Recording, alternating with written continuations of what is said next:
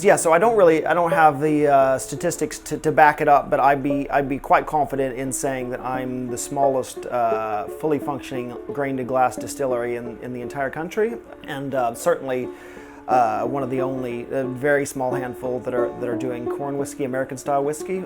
So there's moments of feeling, you know, a bit of a David and Goliath task in front of me, but then, you know, the idea is to not be a big operation and to do it, you know, the old colonial way where every community had a small distillery.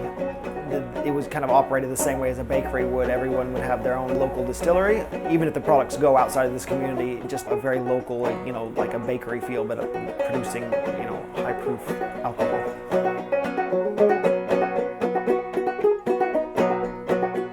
Hi, my name is Aaron Anderson, and this is my distillery called Crooked Tune Distillery in St. Peters. In the distillery, I have a small cocktail bar that's open at limited times on the weekends, but the primary function is, though, actually of a distillery. So you can see the stills, all the equipment that's all homemade right here in the same space as the bar, so you can see exactly where your drinks are being produced.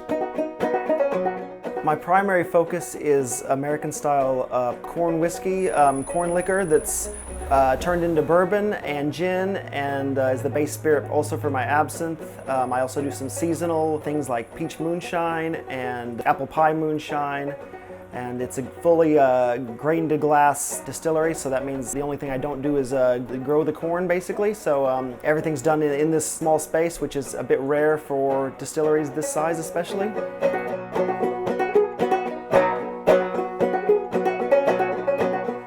First step is I get in the raw materials, the raw corn and barley, and I grind it down to a kind of a cornmeal, and then I fill my mash cooker with 500 liters of water, boil the corn to gelatinize it, add the barley at the proper temperature, and then I've got to get that back down to cooling in the same day to prevent any sort of wild yeast getting into it.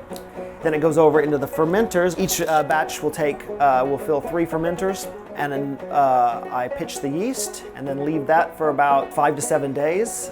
Then I strain it, which I use a washing machine on spin cycle, put it in bags and spin it out. I've got a $300 separator that I got off of Facebook Marketplace.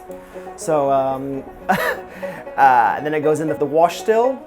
That reduces it down the first time, but it's an undrinkable product at that point, and then from there it goes into the spirit still, and that's where you get your final product at an average about 75% though, so then I proof it down to between 40 and 50% for my liking. A little bit over 50 if I'm going to put it in the barrels, but around 50 if it's going to be a new make.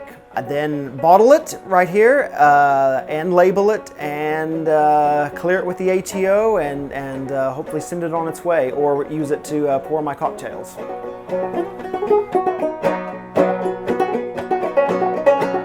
I want people to feel like really at home. It's such a small space, and it's nice when a couple of groups come in together and sit on the couch. You just inherently bring people together in that way, but it's also nice to be able to show people what I do, and it's not an intimidating space. It has a real attainable feeling, and it kind of demystifies the process, I think, a lot, which is a nice thing, and I've got a lot of good feedback on that, people appreciate that, so.